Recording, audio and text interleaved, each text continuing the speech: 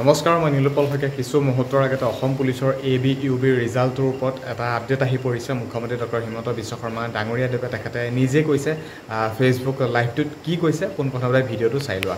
যোৱা মোৰ ফেচবুক লাইভত কোন পৰীক্ষাৰ কেতিয়া ৰিজাল্ট দিব নিযুক্তিৰ বিষয়ে মই আপোনালোকক উল্লেখ কৰিছিলোঁ। পুলিচ কনিষ্টবলৰ ক্ষেত্ৰত থকা নিষেধাজ্ঞা যাতে উচ্চতম ন্যায়ালয়ে উঠাই লয়, অহা 8 তাৰিখে উচ্চতম ন্যায়ালয়ত আমি ভেকেটিং পিটিশ্যন আমি আগবঢ়াম। মই বিশ্বাস কৰোঁ যে ন্যায়ালয়ত আমি ন্যায়ালয়ৰ নিষেধাজ্ঞা প্ৰত্যাহাৰ কৰাবলৈ সক্ষম হ'ম। যোৱা ফেচবুক লাইভত কোৱা মতে নিৰ্দিষ্ট দিনত এতিয়া পৰীক্ষাৰ ফলাফলসমূহ ঘোষণাৰ প্ৰক্ৰিয়া আৰম্ভ হ'ব।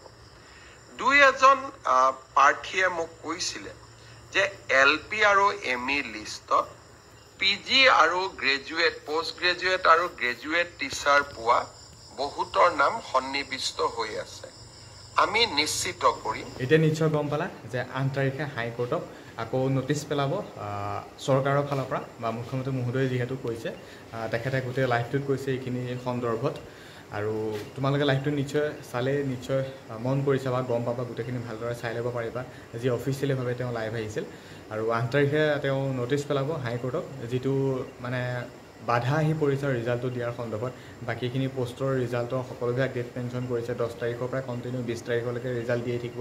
কিন্তু এতিয়া যিহেতু আমাৰ ABUBৰ ক্ষেত্ৰত যিহেতু হাইকোৰ্টৰ ফালৰ পৰা এটা বাধা আহি পৰিছে যে ৰিজাল্টটো দিয়াৰ সন্দৰ্ভত, কিন্তু আমিও গম পাইছিলোঁ যে 14 তাৰিখলৈকে ৰিজাল্ট দিয়া নহ'ব বা 14 তাৰিখে ফাইনেল হেয়াৰিং হ'ব বুলি। কিন্তু আকৌ তেওঁ কৈছে আজি ফেচবুক লাইভটোত, মই কিছুদিনমানৰ আগতো কৈছোঁ মুখ্যমন্ত্ৰী মহোদয় এই ৰিজাল্টৰ সন্দৰ্ভত তোমালোকক খুব সোনকালে ABUBৰ কাৰণে লাইভ আহি ক'বই। আৰু হয়, মই যিখিনি কৈছিলোঁ আজি তোমালোকে প্ৰমাণ পাই গ'লা যে ৰিজাল্ট নিদিয়াৰ আগতে তোমালোকক লাইভ আহি ক'বই যে ৰিজাল্টটো কি হিচাপত দিব।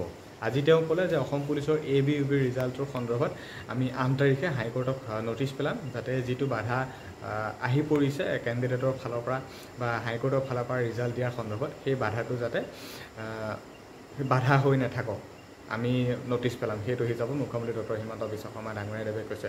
এইটো অফিচিয়েলভাৱে কৈছে, ইয়াত কোনো আমি একো কথা একো এড কৰি পোৱা নাই। তোমালোকে ফেচবুক লাইভটো সম্পূৰ্ণ চেক কৰি চাব পাৰা। 8 তাৰিখে হাইকোৰ্টক নটিচ পেলাব, কিন্তু হাইকোৰ্টৰ আকৌ ফাইনেল কিবা হেয়াৰিঙৰ কথা গম পাইছিলোঁ 14 তাৰিখে আছে বুলি। এতিয়া কেনেকুৱা কি হয় নহয় নাজানো, কোৰ্ট কেছ যিখিনি কৰিছে তেওঁলোকে জানিব, আৰু বাকী মুখ্যমন্ত্ৰী ডক্টৰ হিমন্ত বিশ্ব শৰ্মা ডাঙৰীয়াদেৱে বা চৰকাৰে জানিব কেনেকুৱা কি হিচাপত প্ৰচেছখিনি যায়। বা যিয়ে নহওক কিয় পজিটিভ থাকা, সকলোকে কৈছোঁ ৰিজাল্টখিনিৰ কাৰণেও পজিটিভ থাকা, বা হাইকোৰ্টৰ ফালৰ পৰা যিখিনি কেণ্ডিডেটে কোৰ্ট কেছ কৰিছে তেওঁলোককো কৈছোঁ পজিটিভ থাকা।